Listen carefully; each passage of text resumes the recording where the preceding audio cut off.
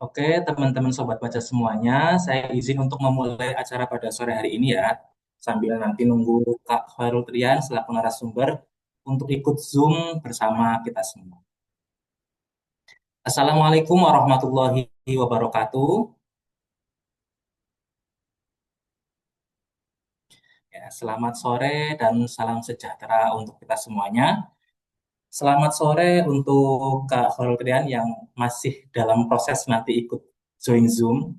Selamat sore juga untuk Kak Aura Rahmadika yang pada sore hari ini akan berbagi terkait review buku pada sore hari ini. Selamat sore juga untuk teman-teman Sobat Baca Kementerian Keuangan dan selamat sore untuk Kementerian. Kalau nggak salah ini adalah julukan bagi teman-teman baca dari buku-bukunya Kak Khairul Trian gitu ya. Barangkali di sini ada dari teman-teman pembaca bukunya Kak Khairul Trian. Semoga Allah Subhanahu wa taala selalu melimpahkan kesehatan sehingga kita semuanya dapat terus untuk belajar dan mencari ilmu seperti pada sore hari ini dalam acara Ngobras edisi ke-19 dengan buku yang akan kita review dan kita bahas bersama-sama yaitu judulnya adalah Ayah, ini arahnya kemana ya? Anak kecil ini kehilangan jalan pulangnya. Oke, punya ya. Nih, bagus banget bukunya. Jadi penasaran apa isinya gitu ya, teman-teman. Nah, buku ini dicetak pertama itu pada bulan Oktober 2024 gitu ya. Dan sampai saat ini, yaitu 1 tahun kemudian, sudah cetakan ke-13. Masya Allah sekali ya, berarti sangat antusias banget nih orang-orang terhadap buku ini. Berarti bukunya bagus banget nih emang ya. Nah, sudah diterbitkan juga dalam versi bahasa Melayu di negara Malaysia dan akan kita tunggu versi filmnya nanti di tahun 2026 gitu ya. Nah, buku ini juga ada edisi khususnya nih yang baru diterbitkan juga dengan chapter tambahan. Jadi teman-teman nggak usah ragu bingung lagi karena memang bukunya sebagus itu. Makanya di sini sudah ada stempelnya mega bestseller gitu ya. Bagi teman-teman yang penasaran dengan bukunya, bisa banget intip dan lihat-lihat promonya gitu ya. Dengan cara scan QR code yang ada di layar. Saya coba bantu untuk share screen ya terkait dengan QR code-nya. Nah,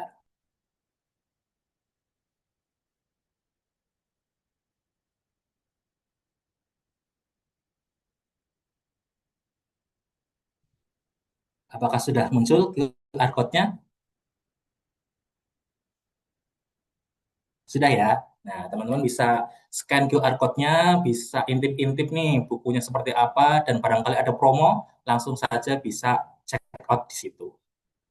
Oke, buku ini merupakan karya trilogi dari Kak Khairul Trian, di mana yang pertama itu ada yang bertemakan anak, yang kedua itu bertemakan ayah, yang sekarang kita akan bahas, yang ketiga itu bertemakan ibu, gitu ya.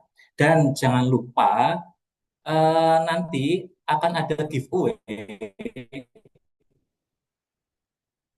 yaitu buku makan tentang ibu.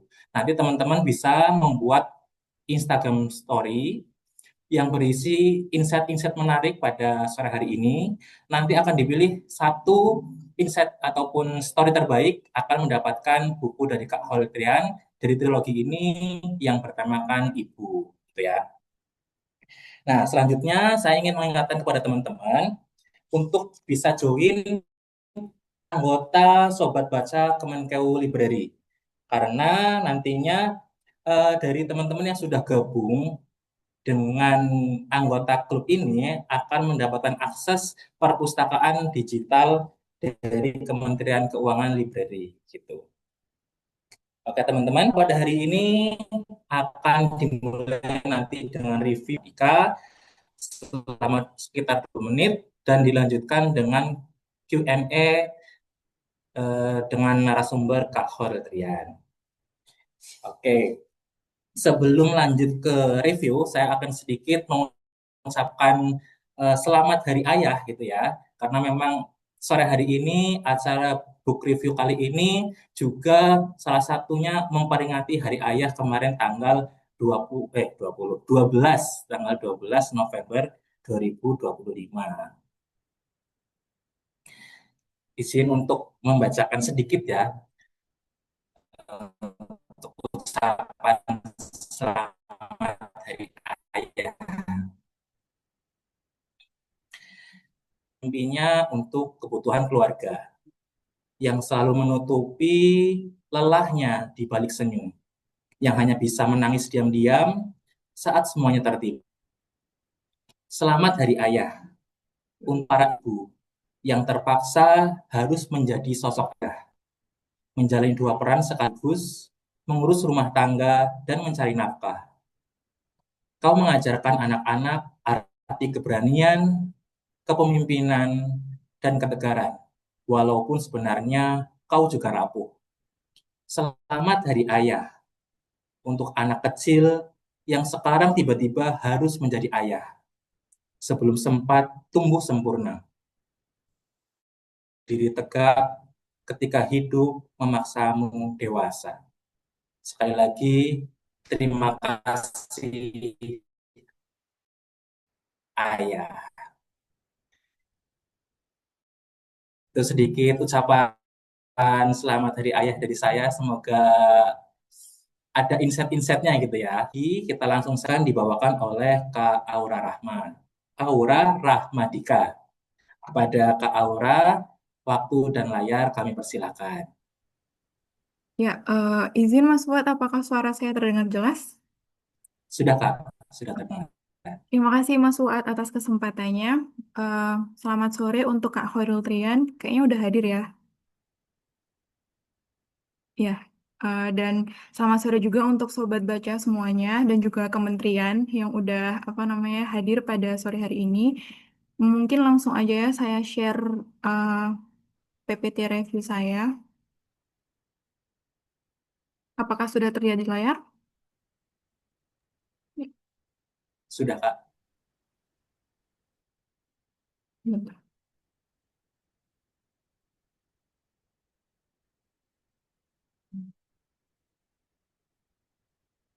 Baik, jadi selamat sore Sobat Banyak semuanya. Senang sekali kesempatannya pada sore hari ini saya bisa membawakan ngobras bedah buku yang berjudul Ayah, Ini Arahnya Kemana Ya.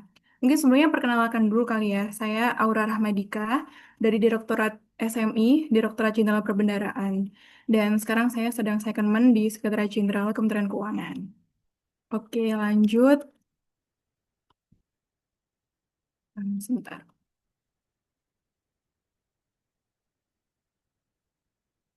Nah, ini biodata dari Kak Khairul Trian. Kak Hilda ini lahir di Kalianda, Lampung Selatan pada 26 September 1998. Beliau adalah alumnus dari Universitas Islam Raden Intan Lampung. Ini beberapa pengalamannya mungkin tadi juga udah di-spill-spill ya sama Mas Fuad atas karyanya gitu-gitu. Nah, ini saya share lagi nih gitu. Pengalamannya ada sebagai seorang penyiar radio di tahun 2018, kemudian content creator di berbagai platform digital ya, ada YouTube, kemudian Instagram, dan juga TikTok. Kemudian juga sebagai social media spesialis, kemudian eksklusif podcaster di aplikasi Noise selama kurang lebih 2 tahun, penulis buku self-improvement, kemudian pembicara publik bertema penulisan kreatif, bedah buku, dan juga literasi, dan juga penulis beberapa naskah film pendek dan terlibat dalam festival film. Dan tadi juga udah disebutin kalau misalnya buku Ayah Ini Arahnya Kemana ya itu akan difilmkan ya di tahun 2026. Nggak sabar banget sih nonton di bioskop gitu. Kemudian karya-karya dari Kak Khairul Tian sendiri itu udah banyak, udah ada 6. Dari yang pertama itu dari Aku Yang Hampir Menyerah, kemudian Jujur Ini Berat, Anak Kecil Yang Kehilangan Pundaknya, When You Feel Useless, kemudian Ayah Ini Arahnya Kemana Ya. Kemudian yang paling baru itu Ada Duka di Bawah Telapak Kaki Ibu. Nah, yang anak anak kecil yang kehilangan pundaknya, kemudian ayah ini arahnya kemana ya, dan ada duka di bawah telapak kaki ibu ini merupakan trilogi begitu ya, Mas? Kemudian kemana sih kita bisa menemui Kak Trian gitu untuk karya-karyanya? Itu beliau ada di YouTube, yaitu catatan Khairul Trian. Kemudian IG-nya ada @khairultrian, E-nya 2, dan di TikTok @khairultrian. Oke, nah buku buku ini sendiri itu ada 5 chapter plus special chapter gitu. Chapter pertama berjudul Ayah Kau di Mana. Kemudian chapter kedua Ayah Tolong Aku. Chapter ketiga Ayah Jangan Pergi Ya. Chapter keempat Ayah Kita Dekat. Aku Percaya Itu. Kemudian chapter kelima Ayah Aku Ikhlas, dan special chapternya judulnya Kuat-Kuat Ya Nak. Gitu. Mungkin sebelum saya review satu persatu chapternya, saya ingin membagikan gimana kesan saya membaca buku ini gitu. Ya, nanti kalau misalnya teman-teman yang sudah baca ataupun mungkin sobat baca yang akan membaca bukunya, itu Kak Hairul Tria nanti akan ada Spotify gitu. Itu berisi playlist-playlist di mana kita juga bisa baca sambil denger gitu. Jadi apa ya, pengalaman membacanya tuh jadi lebih deep gitu aja sih, dan lebih nyampe juga pesannya. Jadi bisa banget buat me time gitu ya. Oke. Kemudian lanjut. Oke, chapter pertama itu judulnya Ayah Kau di Mana. Nah, menurut saya sendiri, chapter pertama ini menggambarkan perjalanan seorang anak yang beranjak dewasa setelah kehilangan sosok ayah gitu. Nah, kehilangan sosok ayah ini bisa jadi, maaf, ayahnya meninggal dunia, atau mungkin ayahnya itu ada sosoknya, tapi mungkin perannya itu kurang, atau mungkin kita bisa sebut itu sebagai fatherless gitu ya. Kemudian dia juga di situ menerangkan terkait kenangan masa kecil, yang diangkat itu adalah belajar sepeda itu. Nah, biasanya belajar sepeda ini jadi core memory bagi setiap orang gitu, termasuk saya sendiri. Saya masih ingat warna sepedanya gitu, sampai gimana cara bapak bapak saya, ayah saya ngajarin gitu ya. Nah, kemudian udah beranjak dewasa, kemudian menghadapi realita hidup dan harus bekerja gitu, bahkan sampai mengganti sosok ayah dalam keluarga gitu. Nah, di chapter satu ini banyak menggambarkan kerapuhan gitu, namun juga ada beberapa kata-kata yang jadi obat juga gitu. Nah, eh, kata-kata yang jadi obat itu saya highlight. Yang pertama itu, dalam hidup, kita bertemu dengan banyak bentuk kehilangan. Bisa diterima atau tidak, semua kehilangan memaksa kita untuk menerima. Mungkin ini kedengaran buruk, tapi ini adalah pelajaran baik gitu. Nah, ini saya setuju banget ya, maksudnya ya emang akan menghadapi segala kehilangan ya gitu. Entah itu mungkin kehilangan karena emang orangnya harus nggak apa ya, maksudnya meninggal dunia, maaf gitu, ataupun mungkin kita sebagai pegawai mutasi kan, apalagi mungkin di direktorat ataupun dimanapun lah gitu, bersedia ditempatkan di mana saja, kemudian lagi nyaman-nyamannya sama kantor atau apapun itu, tapi harus berpisah gitu. Nah, itu termasuk juga bentuk kehilangan di mana kita lambat laun juga harus terima itu gitu, karena setiap dari itu mungkin ada pelajaran ataupun hikmah yang bisa diambil gitu. Kemudian highlight yang kedua dari chapter satu itu adalah aku mencari figur ayah di banyak hal. Di bagaimana caraku bekerja, di bagaimana caraku menyelesaikan masalah, hingga di bagaimana caraku bertahan biar nggak nyerah sama dunia. Sebab setelah dewasa, kita semua butuh ayah, tapi di sosok ayah yang masih segagah dulu waktu kita kecil. Menurut teman-teman, kata-kata ini, highlight ini, berisi pesan sedih atau malah sebaliknya? Mungkin bisa kita agak berinteraksi dikit. Oke, gimana Mas Fuad? Kalau saya bacanya campur-campur sih Kak, sedihnya ada, terus terharu, kadang-kadang jadi kangen juga gitu. Oh iya. Nah, kalau saya ini nih, sedihnya ada juga, tapi saya suka banget gimana di sini kata-katanya, aku mencari figur ayah di banyak hal, di bagaimana caraku bekerja, bagaimana caraku menyelesaikan masalah. Itu tuh kayak jadinya tuh ayah tuh sebagai role model gitu loh. Jadi kayak mungkin kedua orang tua kita emang itu role model utama kita gitu kan. Jadi itu aku setuju dan suka banget sama kalimat ini gitu sih. Kemudian chapter kedua ya, kita lanjut. Nah, di chapter kedua ini judulnya adalah Ayah Tolong Aku. Nah, Di sini itu berisi mengenai keluh kesah menjadi anak sulung, anak tengah, ataupun anak bungsu, dan juga anak tunggal yang kehilangan sosok ayah gitu. Di mana POV dari masing-masing anak sulung, tengah, bungsu, ataupun tunggal ini kan berbeda-beda gitu ya. Mungkin kalau anak sulung itu bisa jadi tulang punggung keluarga setelahnya gitu. Anak tengah yang udah langsung dituntut dewasa, anak bungsu yang ya juga udah harus dituntut dewasa juga gitu. Dan kalau anak tunggal mungkin emang nggak ada yang lagi bisa di berbagi cerita gitu kan karena emang ya mau sama siapa kayak gitu mungkin gitu. Kemudian saya juga meng-highlight di sini ada soal ibu juga gitu karena bicara keluarga peran ayah itu penting tapi peran ibu juga penting gitu kan.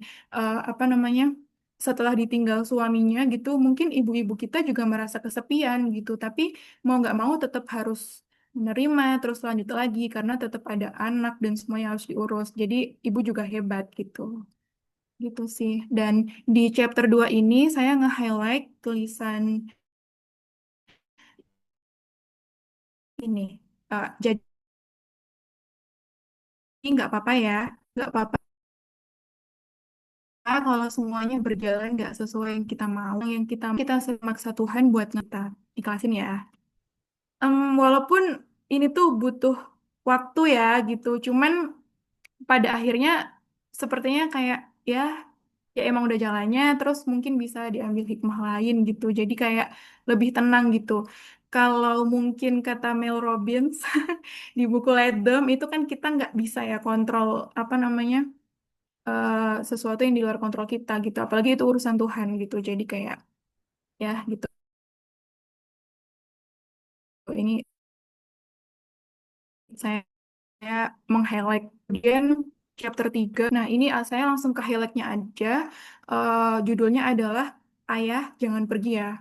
Nah, ini di satu highlight pertama. Maaf, aku sering lupa. Ternyata menjadi ayah itu juga berat ya. Maaf, dulu sering memandangmu sebelah mata. Setelah dewasa, aku baru paham. Ternyata kau juga baru pertama kali jadi ayah. Jadi wajar kalau kau gagal. Wajar kalau peranmu masih tidak terlihat. Dan aku pun baru pertama kali menjadi anak, dan dari awal juga kita tidak bisa memilih ingin terlahir dari siapa. Kata-kata ini, Mas, menurut saya dan sobat baca semuanya, itu bisa menjadi apa ya, em, rumus buat kita tuh berdamai sama orang tua kita, terutama ayah kita gitu. Jadi, apa namanya, kata-kata di mana ternyata kau juga baru pertama kali jadi ayah, itu ya banget sih gitu. Jadi kayak biasanya kan orang-orang kalau misalnya emang pertama kali ya wajar lah ngelakuin kesalahan dan kita pun juga nggak sempurna. Jadi mungkin untuk yang masih ada gerundel-gerundel sama orang tua, termasuk saya sendiri gitu ya, mungkin masih ini gitu. Nah kata-kata ini bisa banget jadi itu tadi rumus atau obat gitu. Kemudian yang kedua, highlight kedua adalah kalau satu dunia musuhin kita, Tuhan jadi satu-satunya yang paling nunggu buat kita panggil lagi, buat kita ngeluh dan ngeluapin semuanya sama kayak waktu-waktu sulit sebelumnya. Ya, ini bener banget sih ya gitu karena ya kita berharap sama manusia tapi juga tetap ada boundariesnya gitu. Kemudian highlight yang ketiga adalah salah satu caraku berdamai adalah dengan memaafkan kenyataan yang Tuhan kasih. Kehilanganmu jadi salah satu luka yang harus aku maafkan.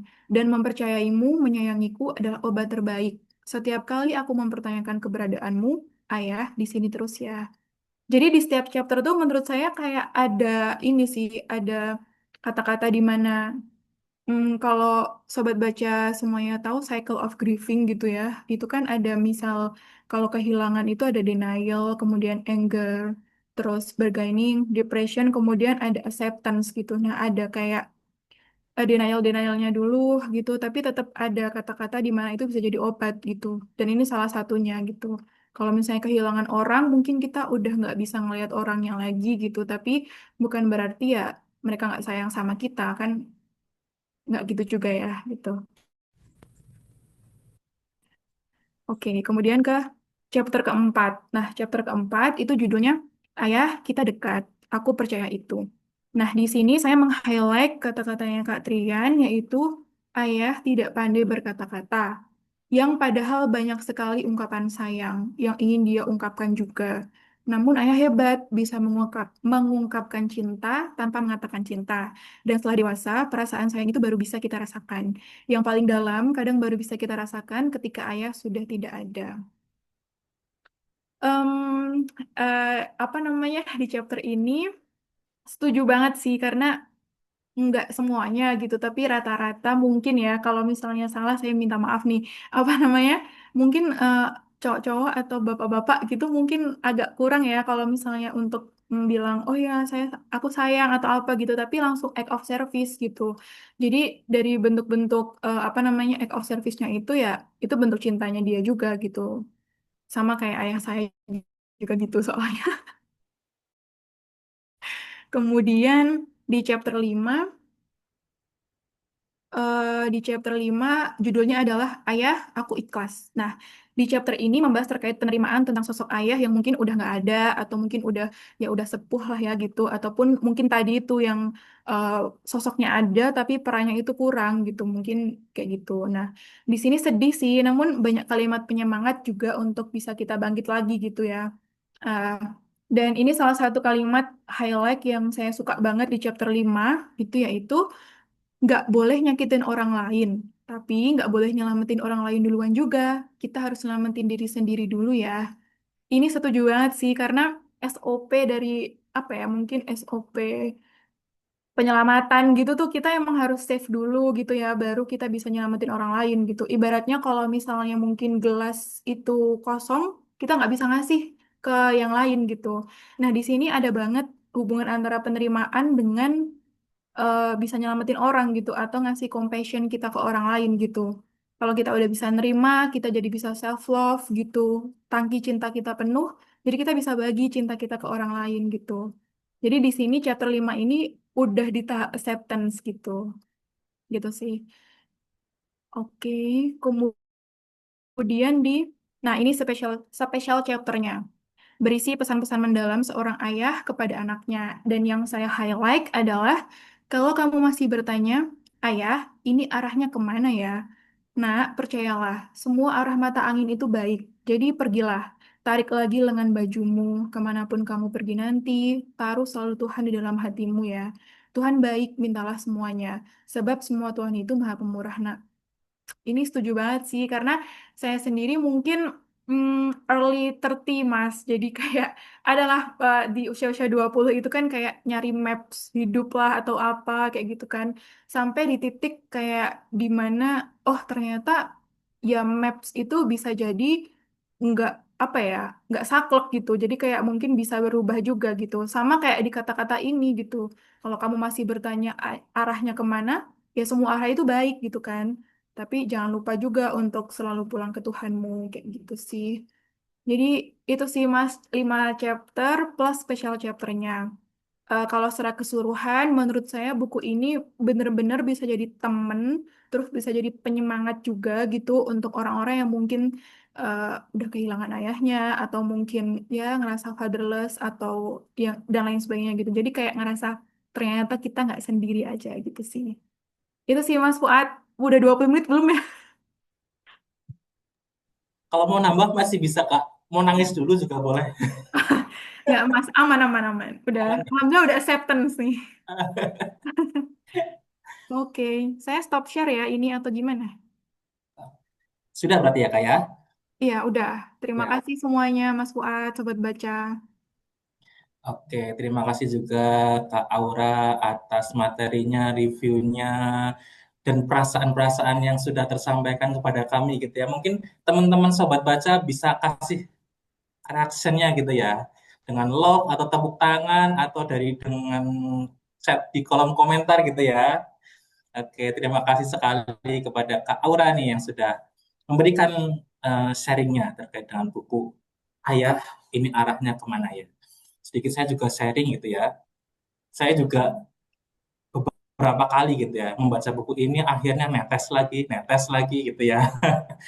Karena yang saya sebagai seorang cowok gitu ya, saya tuh menyesalnya kenapa sih saya baru bisa belajar menjadi seorang ayah di saat ayah itu juga sudah nggak ada di samping saya gitu. Jadi mau nanya ke siapa gitu. Dengan buku ini saya menjadi ada ruh ayah ataupun sosok ayah itu menjadikan ada di dalam tubuh diri saya gitu. Secara psikologisnya tuh kayak gitu. Oke, dari teman-teman nanti yang mau bertanya secara langsung bisa raise hand, nanti akan saya persilakan untuk bertanya kepada Kak Kharutrian selaku penulis dari buku ini ataupun ke Kak Aura gitu ya untuk nanya-nanya perasaan gimana gitu boleh ataupun mau bertanya lewat kolom komentar gitu juga nanti akan saya bantu untuk bacakan. Nah, mengingatkan kembali kepada teman-teman, nanti akan ada giveaway satu buku, yaitu judulnya, tadi sudah disebut juga oleh Kak Aura, yaitu Ada Duka di Bawah Telapak Kaki Ibu, yang merupakan kelanjutan gitu ya, ataupun buku yang terbaru dari trilogi karya Kak Harun ini. Dengan cara apa? Dengan cara membuat IG story maksimal hari Sabtu besok pukul 15 nanti siapa saja yang di tag gitu ya nanti ada dibantu oleh adminnya ada siapa aja yang perlu di tag di dalam Instagram Story gitu ya. Instagram Story terbaik nanti akan mendapatkan satu buku tersebut. Oke, saya coba untuk menyapa Kak Trian, apakah sudah masuk dalam Zoom? Assalamualaikum Kak Farul Halo, Trian. Waalaikumsalam Mas Fuad. Nah, Suara saya udah jelas belum Mbak Joy? sudah masuk, Oke. alhamdulillah. Kesempatan senang banget nih saya nih bisa ngobrol langsung dengan Kak Holil setelah mendengarkan YouTube-nya dari episode ke episode yang selalu membuat terharu. Oh iya. Ya walaupun moodnya kita sama Mm, cowok gitu ya, tapi kita mm. bisa luluh juga dengan buku kayak gini bisa benar-benar meresapi, bisa meneteskan air mata gitu. Jadi Kak Trian sudah membuat menangis berapa ribu orang nih? Waduh, belum. Aku nggak ngitungin lagi Mas. Sudah banyak ya. Kayaknya Mm. kalau lihat dari IG-nya lagi sering book tour gitu ya Kak ya. Dari kota ke kota mengajak anak-anak SMA atau kuliah gitu untuk Ya, meresapi lagi makna peran ayah gitu ya Kak ya. iya lagi tur buku ketiga triloginya itu dan lagi keliling-kelilingan Indonesia. Terakhir di Depok sama terakhirnya lagi yang paling jauh tuh di Manado sama KL Selangor waktu itu. Wih, berarti ke KL yang versi bahasa Melayu berarti ya Kak ya. Iya benar. Oke. Bagi teman-teman yang mau bertanya, silakan raise hand saja. Nanti saya bantu untuk persilakan bertanya langsung pada Kak Holodrian selaku penulis dari trilogi yang sangat membuat hati gimana ya campur aduk kalau saya tuh ada nangisnya juga ada Mm-mm. ya sudah nggak apa-apa kamu bisa kok gitu bahkan untuk masuk ke dunia pekerjaan pun juga ada gitu di buku ini gitu kayak Iya, memang dunia kerja itu nggak sebaik itu tapi kamu bisa kok gitu itu ya kak ya. iya benar. Nih, saya mau mulai pertanyaan dulu deh kak kak Mm-mm. Trian. Boleh, boleh, boleh. Sebagian besar di anggota yang ikut Zoom ini kan ya mungkin sudah bekerja gitu ya. Kalau Mm-mm. dilihat dari segmen sebelumnya kan Kak Valerian ini lebih menyasar ke anak-anak yang Gen Z gitu ya mungkin ya. Nah, kalau untuk yang sekarang sudah pada bekerja nih, yang mungkin sekarang perannya sih itu bukan bukan dari POV sebagai anak yang nanyain ayah ini arahnya kemana ya, tapi kayaknya ya ini lebih ke arah kita sebagai orang tua nih.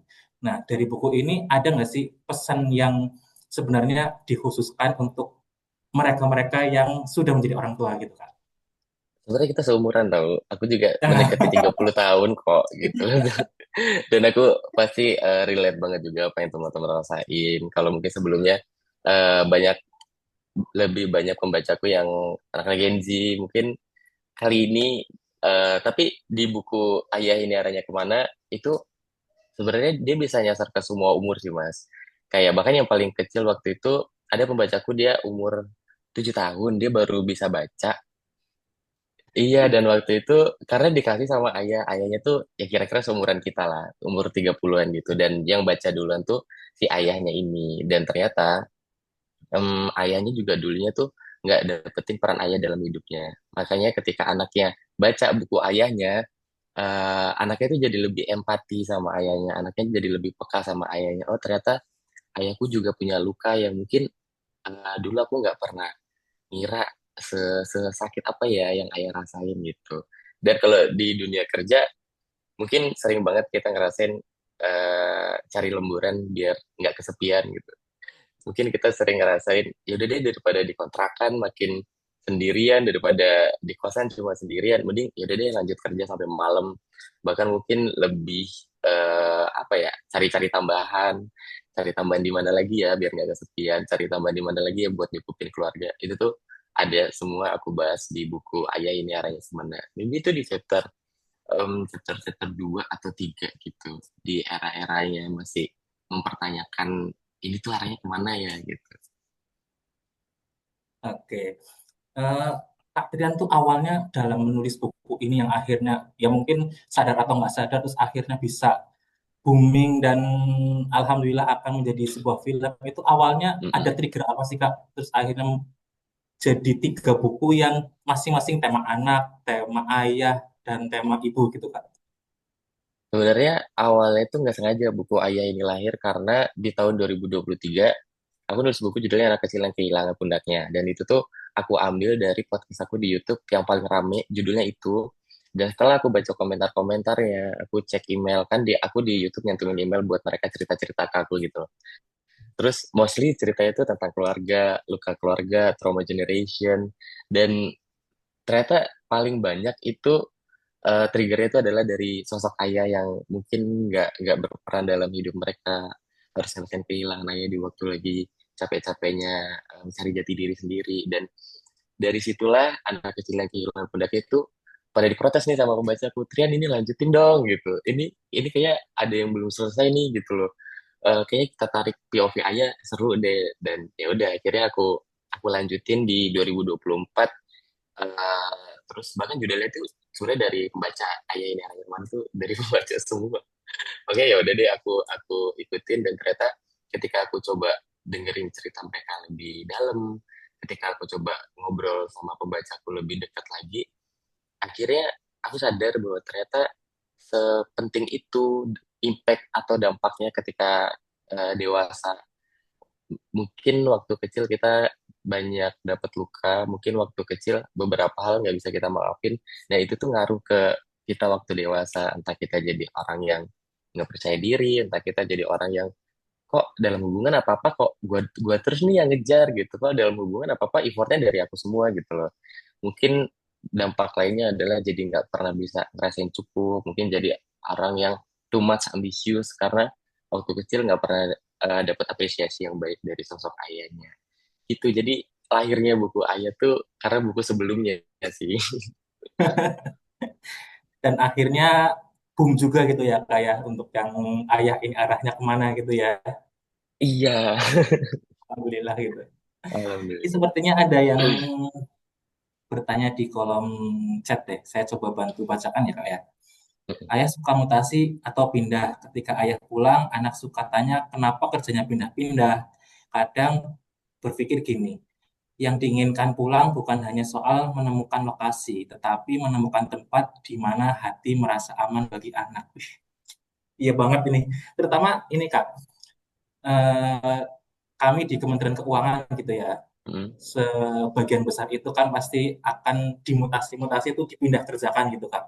Minimal ya. berapa tahun nanti akan pindah lagi gitu. Secara tidak langsung bagi istri ataupun anak yang Mm, ditinggalkan bekerja itu tuh rasanya berat sekali gitu. Walaupun saya sebagai POV seorang ayah, tapi kadang-kadang tuh di situ saya hanya ada rasa bersalah, rasa kok saya ninggalin ya gitu. Kapan saya bisa bareng mereka gitu. Gitu nggak Kak? Oke, oke, oke. Dulu tuh aku ada cerita juga waktu aku kecil tuh, ketika ayahku juga sering mutasi kayak kita semua mungkin ya. Dan setiap kali ayahku lagi di perjalanan nih, ayah pamit ya, mungkin tadi pas ayah pergi kamu masih tidur belum bangun, dan cuman kayak telepon gitu doang. Tapi ayah masih berangkat, baru berangkat itu aku tuh sering nanya ayah kapan pulangnya gitu. padahal nyampe aja belum gitu loh. Tapi aku sering nanya, ayah kapan pulangnya? Dan waktu aku nanya kayak gitu, ayah tuh nggak yang jawabnya tuh dengan lancar-lancar aja. Tapi setelah tutup teleponnya, aku bilang sama ibu, setelah aku nelpon Rian, aku nangis tahu gitu. Jadi kayak perasaan-perasaan mungkin semua ayah tuh banyak apa ya, banyak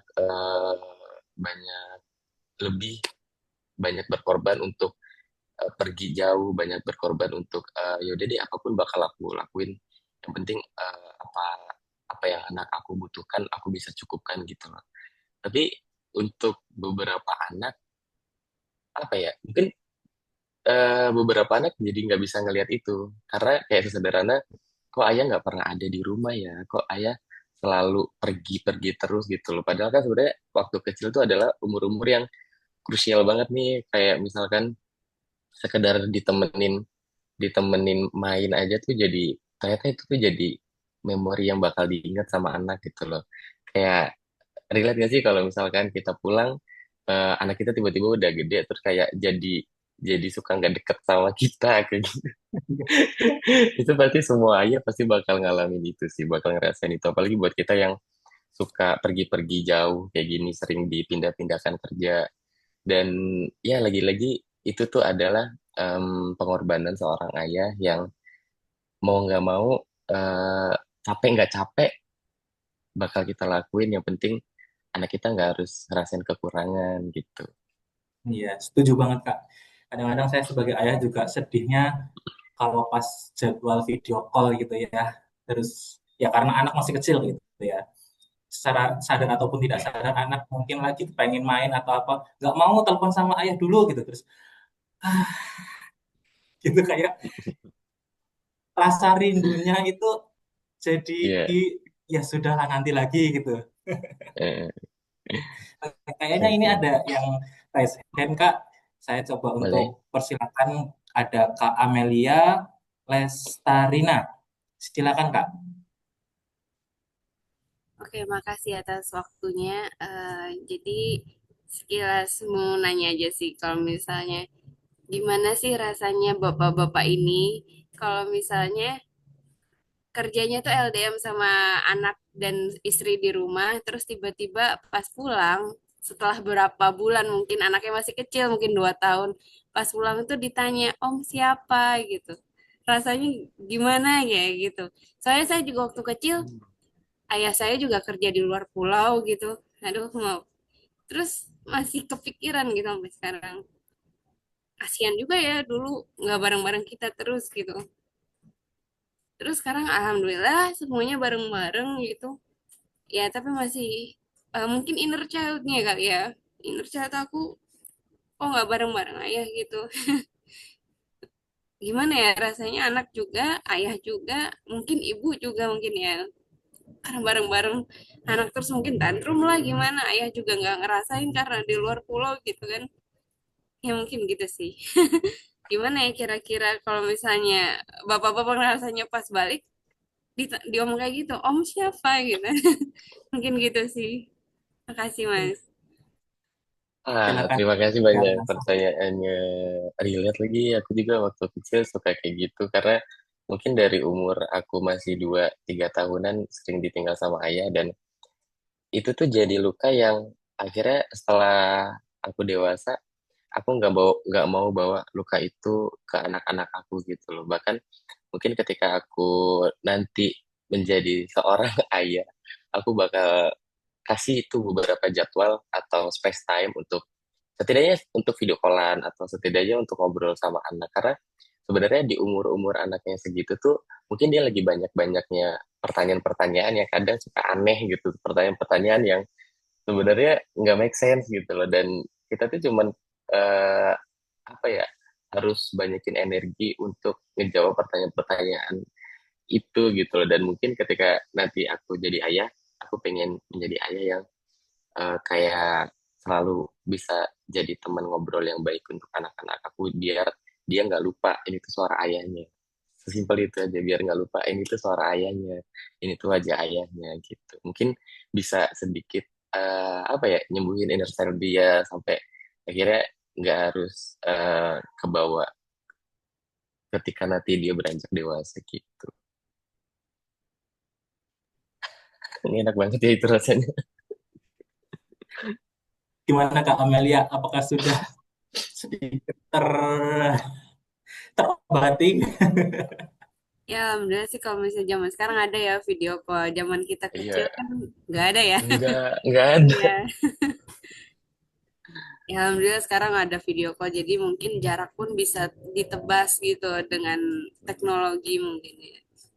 Ya, makasih Mas. Makasih juga untuk bukunya.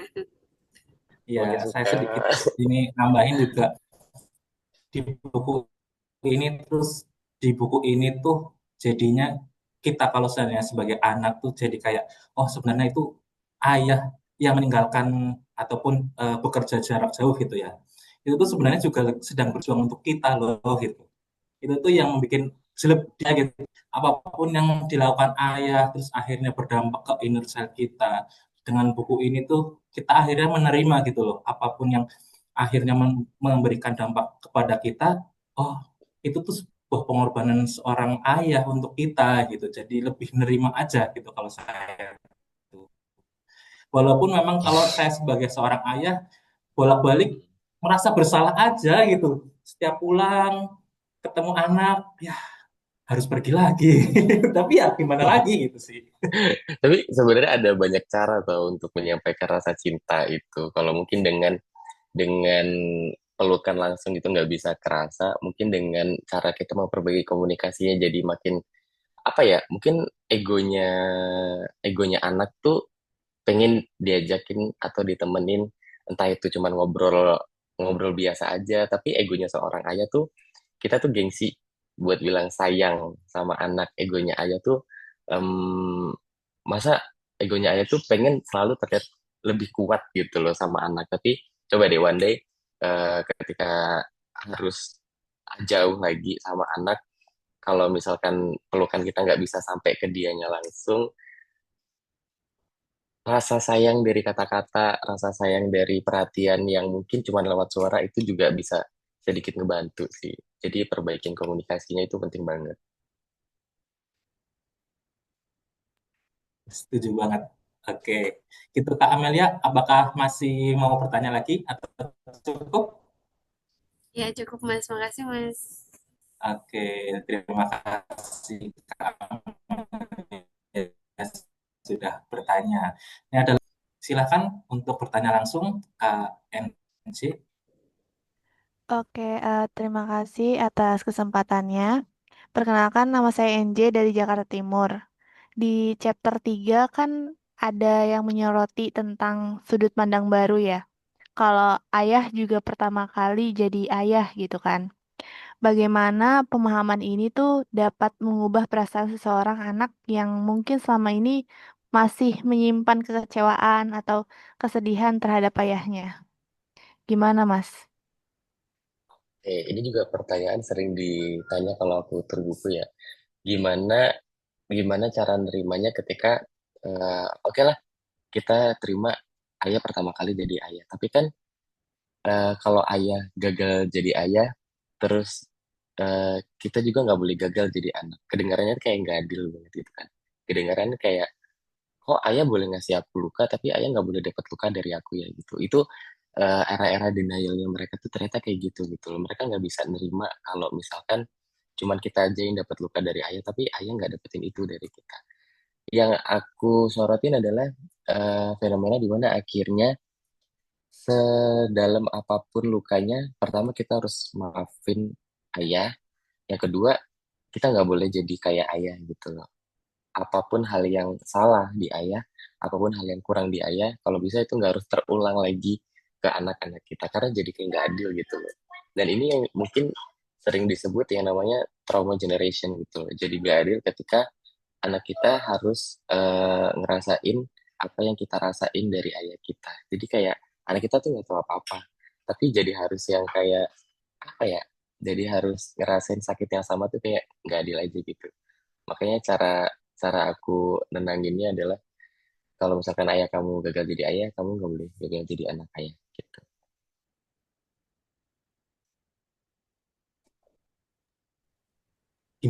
Kak Gimana Fuad, NJ? aku boleh nambahin nggak ya?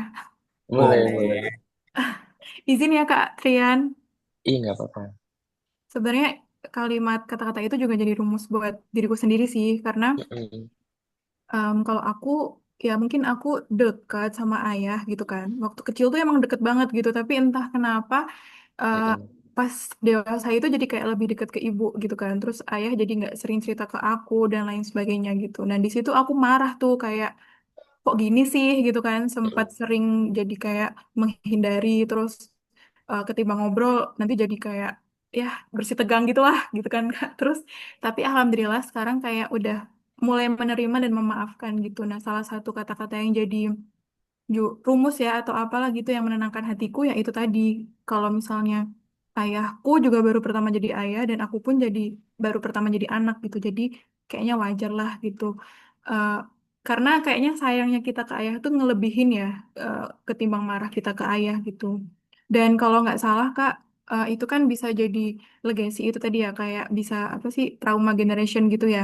Jadi bener banget itu harus It End With Us gitu kayak film film kan ada ya film yang judulnya It and With Us itu eh, biasanya jadi kayak projection gitu loh. Kalau aku tuh kadang jadi kayak memilih pasangan gitu tuh jadinya kayak mirip-mirip ayahku gitu. Jadi mungkin ada sesuatu yang belum selesai kayak gitu Kak. Dan kalau yang di film itu tuh kayaknya dia milih pasangan juga maaf kayak KDRT gitu kayak misal kayak sama ayahnya gitu di film itu gitu. Makanya filmnya It and With Us karena ya emang kita juga sendiri yang harus mengakhiri gitu. Jadi kayak gitu sih Kak. Ini sharing aja ya. Izin, Iya, makasih. terima kasih, Kak Aura. Itu jadi kayak banyak juga tuh teman-teman anak-anak perempuan yang cerita ke aku kayak, Trian aku jadi kayak nggak sadar suka cari figur ayah di pasangan aku. Ya, padahal ternyata itu tuh nggak baik gitu loh. Ketika kita kehilangan figur ayah, itu tuh kayak ada satu puzzle yang hilang dari tubuh kita. Dan puzzle itu nggak bakal kita temukan di laki-laki manapun. Dan yang jadi sakitnya adalah kadang saking banyaknya trauma dari sosok ayah ke anak perempuannya tuh jadi mewajarkan kalau misalkan dia dilukai sama laki-laki atau pasangannya gitu loh. Dan itu tuh yang jadi menurut aku yang harus kita cegah banget itu jadi bakal fatal banget karena ketika dia dapat figur ayah yang oh ternyata eh, kalau seorang laki-laki sayang tuh emang harus mukul ya. Oh ternyata kalau seorang laki-laki sayang tuh harus selingkuh ya. Dan secara nggak sadar itu tuh ke anak perempuan bakal jadi mewajarkan itu ke banyak pasangan yang dia temuin gitu. Itu sih yang semoga kita semua nggak harus ngerasain itu ya teman-teman.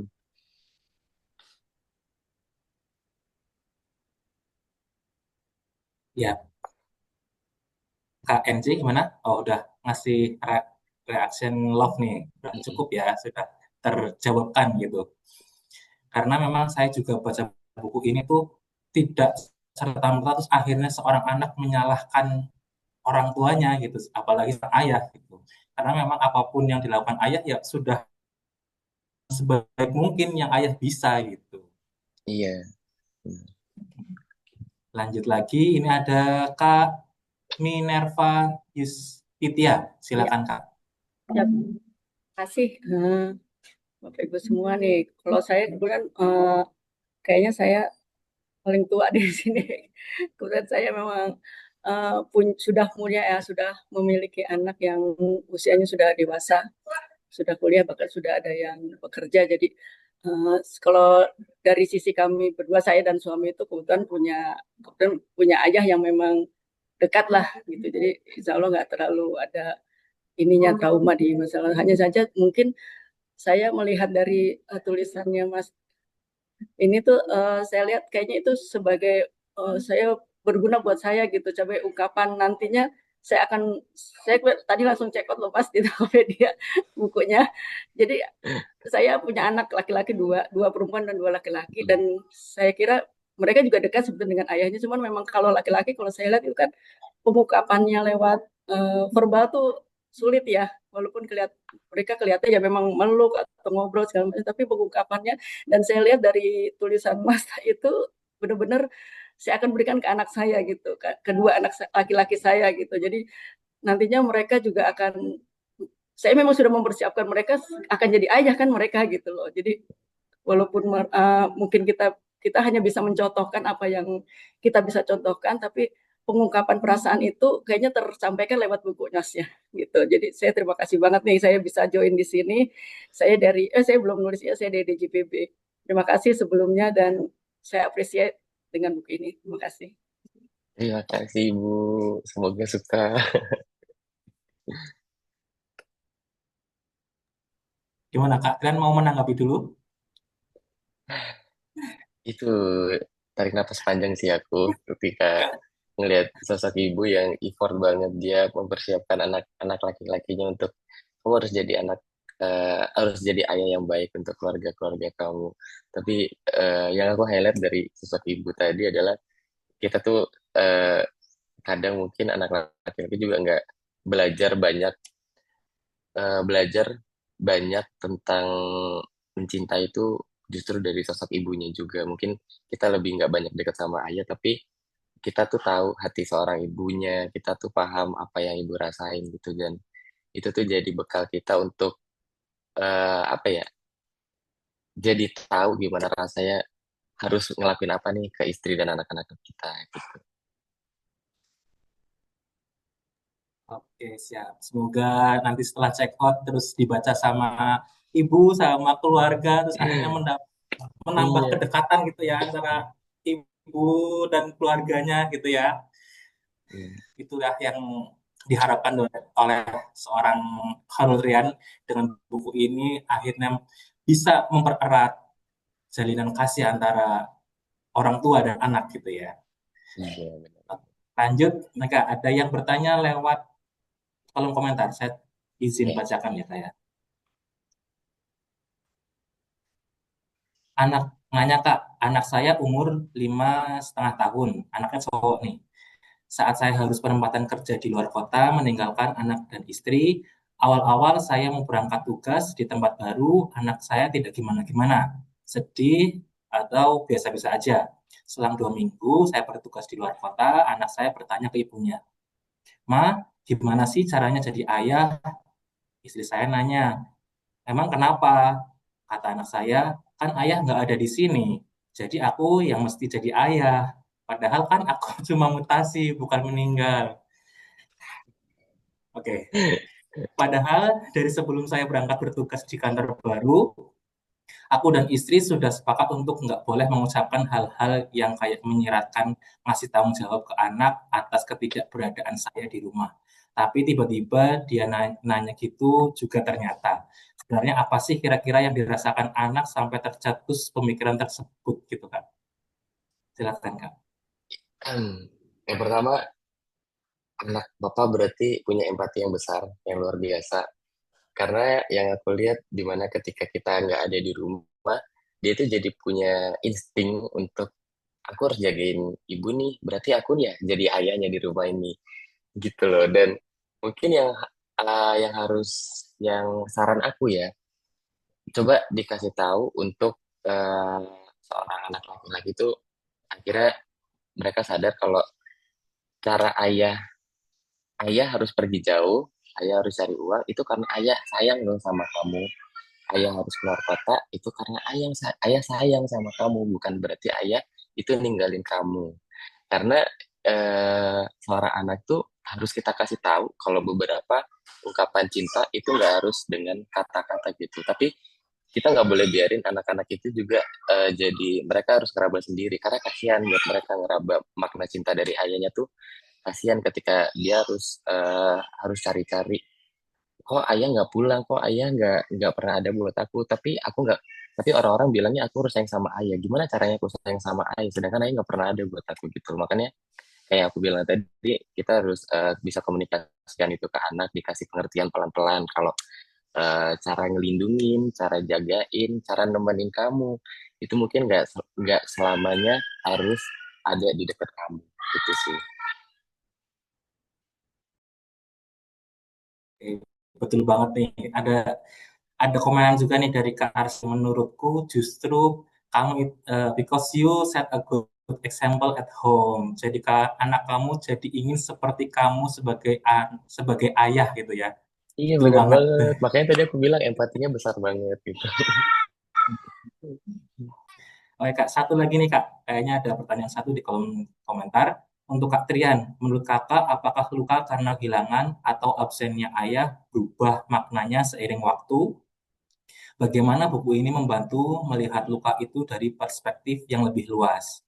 Satu lagi untuk Kak Aura, jika diberi kesempatan untuk berbicara dengan Anda yang mungkin sedikit kehilangan sosok ayah, apa kalimat selembut yang ingin disampaikan pada ayah? Kak Trian dulu deh, gimana Kak? Em, aku langsung ingat pertanyaan yang terakhir lagi. Pertanyaan yang terakhir tadi mungkin tentang apa yang pengen aku sampaikan sama ayah kayak maaf pernah bikin kecewa, maaf pernah nggak paham sama apa yang udah ayah lakuin, ayah korbanin, dan ayah kasih itu aku sempat nggak notice itu semua. Dan akhirnya terjawab ketika aku dewasa, aku baru sadar ternyata ayah tuh banyak sayangnya sama kita. Kayak nggak mungkin ada isi kepala ayah yang tenang-tenang aja waktu dia lagi bengong di teras sendirian. Nggak mungkin ada isi kepala ayah yang tenang-tenang aja waktu dia ngelihat wajah anaknya lagi tidur di sebelahnya. Itu pasti banyak isi kepala yang liar banget larinya ke sana kemari, dan itu semua ternyata bentuk cinta teman-teman. Itu semua ternyata bentuk cara cara ayah menyayangi kita gitu. Itu Kak Fuad. Kalau pertanyaan sebelumnya tadi gimana Kak Fuad? Tadi putus-putus sama.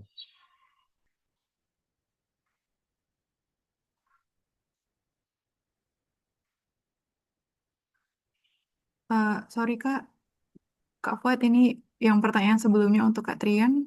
Mm-mm. Lagi kolom chat. Men- Kak Fuad aja yang bacain atau gimana? Oke, oke, oke. Bagaimana buku ini membantu melihat luka itu dari perspektif yang lebih luas, kan? Oke. Apa ya? Aku tuh ngajak untuk melihat dari beberapa sudut pandang.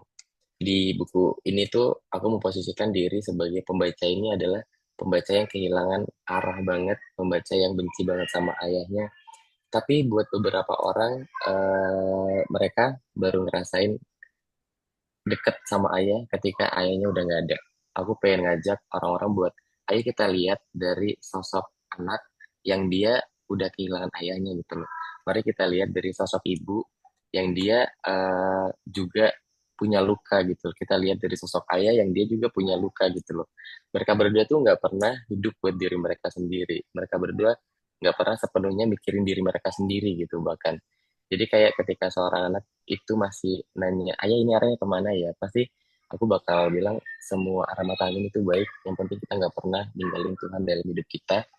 Dan di akhirnya aku pengen ngajak semua anak untuk ngerti bahwa bahkan ketika di hari kematiannya aja seorang ayah tuh pengen ngasih ungkapan sayang gitu sama anak-anaknya. Bahkan ketika nganterin anak perempuannya menikah, ketika nganterin anak laki-lakinya dapat pekerjaan, itu tuh ayah tuh punya banyak rasa sayang lewat banyak hal gitu loh. Mungkin sekedar lewat sepatu kerja kita yang disiapin, atau mungkin waktu nganter anak perempuannya nikah tuh sekedar jadi wali aja itu udah sangat sangat sangat tegar banget dia untuk ngelepasin anak perempuannya jadi milik laki-laki lain. Dan apa ya, sebenarnya luas banget buku ini tuh, bukan hanya tentang ayah walaupun judulnya ayah ini arahnya kemana ya, tapi menurut aku ini tuh lebih kompleks banget karena dampaknya bisa kemana-mana gitu. Dampaknya bisa, bahkan kita nggak bisa kontrol itu gitu. Dan yang harus kita sadarin adalah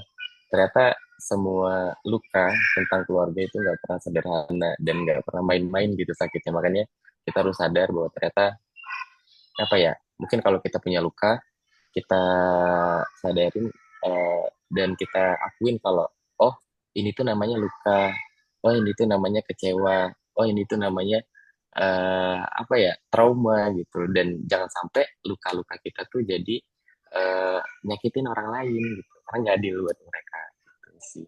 Jadi mungkin aku bakal bilang buku ini kompleks banget. Yang mau baca semoga kamu bisa ngelihat semuanya nggak dari satu sudut pandang aja. Oke. Satu lagi untuk Kak Aura nih. Terakhir Kak, gimana Kak? Ya izin ya Kak Vita, Kak Fuad yang dan Kak Trian. Hmm, apa ya? Kalau aku sih kayaknya aku manggilnya Bapak ya. Jadi kayak Pak, ayo lebih banyak ngabisin waktu sama-sama, lebih banyak ngobrol sama aku gitu. Tapi untuk sekarang aku udah nggak apa-apa banget. Kayak nggak apa-apa banget gitu, beneran kayak udah berdamai, alhamdulillah. Dan aku sayang sama bapakku gitu. Dan aku juga mau ngucapin selamat hari ayah untuk semua ayah yang ada di sini ataupun mungkin calon ayah dan bapakku sendiri terutama karena aku sayang banget sama bapakku. Jadi kayak sekarang pokoknya mau ngabisin waktu banyak-banyak aja sama dia gitu. Karena alhamdulillah aku masih diberikan kesempatan Kak. Jadi ya mungkin ini juga jalan Tuhan gitu. Aku ketemu sama buku ini juga kayaknya nggak kebetulan ya. Jadi alhamdulillah gitu udah apa namanya udah di tahap ini aku alhamdulillah udah di tahap acceptance sih jadi relate banget sih sebenarnya buku ini Kak soal kayak yang baru pertama kali kemudian harus bisa kayak nyelamatin diri sendiri dulu itu udah alhamdulillah ya udah ada di fase-fase itu udah ada tapi pernah juga yang kayak sangat-sangat anger itu juga ada juga tapi udah jadi makasih Kak Trian bukunya ditunggu filmnya. Siap. Aku yang terima kasih. Ya, terima kasih Kak Trian nih. Bukunya sangat mengena banget, deep banget gitu ya. Kalau saya sebagai MC di sini juga setelah membaca ini tuh nggak dari POV seorang anak doang gitu. Saya juga lebih peka mohonnya kepada ayah saya yang sudah nggak ada gitu ya. Terima kasih banyakin doa. Terus juga kepada anak saya. Jadi pokoknya masuk di segala sisi gitu, nggak cuma POV anak kepada ayah aja gitu, tapi banyak kok gitu. Jadi teman-teman kalau yang mau mengetahui lebih detailnya bisa banget check out gitu ya. Apalagi ada yang edisi terbaru ya kayak dengan chapter tambahannya gitu sudah bisa di PO. Iya, itu edisi baru tuh ada tambahan satu chapter itu dan itu sebenarnya ada pengantar untuk ke filmnya nanti juga. Dan di Wih, ayah versi terbaru itu apa ya? Lebih mostly lebih lebih banyak ungkapan-ungkapan dari ayah yang mungkin itu tuh yang disampaikan semasa ayah masih ada, tapi waktu nggak pernah ngasih banyak banyak ayah untuk bisa bercerita sama anaknya. Jadi kalau kalian pengen ketemu ayah versi lebih deep lagi, itu ada di cover yang baru warna merah, teman-teman.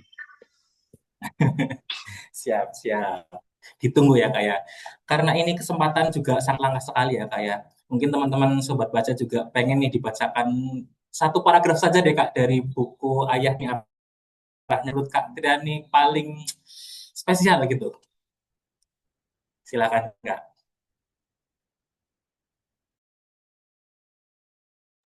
Aku bingung kalau ditanya gini, tapi oke, aku bakal mungkin ini pesan dari ayah untuk anak-anaknya gitu kan.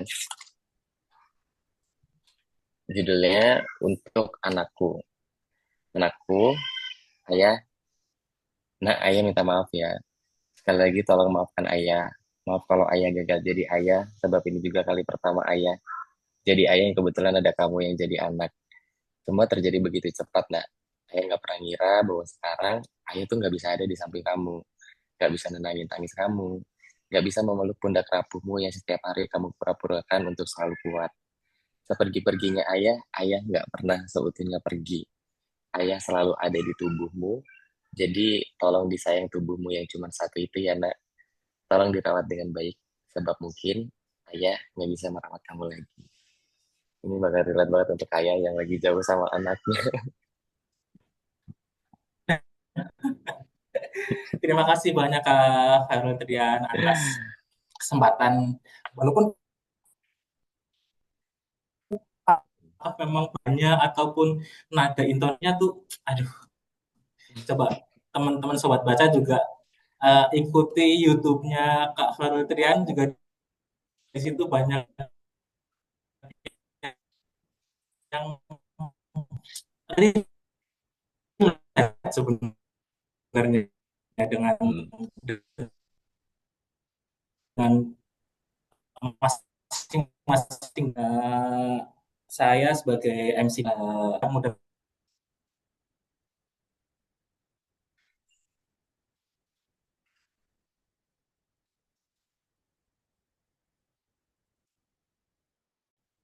kayaknya ke lokot tadi.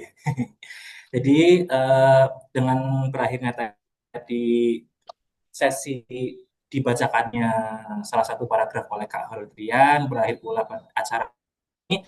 Tapi sebelumnya saya ingin mengingatkan kepada teman itu terkait dengan giveaway. Jangan lupa teman-teman sobat baca untuk membuat insight gitu ya di Instagram Story dengan ketentuan yang tadi sudah di-share oleh kandidat. Lalu saya juga mengingatkan kepada teman-teman nih untuk ikut lomba Kemenkeu Competition atau KC 2025, lomba video review buku koleksi perpustakaan digital Kemenkeu menggunakan AI yang selengkapnya ada di kolom komentar. Nah, terus teman-teman juga jangan lupa untuk melakukan presensi bagi teman-teman yang Kementerian Keuangan ada sendiri dan yang non Kementerian Keuangan juga ada presensinya. Lalu untuk selanjutnya jangan lupa untuk terus pantau Instagram dari Kemenkulib karena di situ akan ada buku-buku selanjutnya yang akan kita bahas. Seperti itu.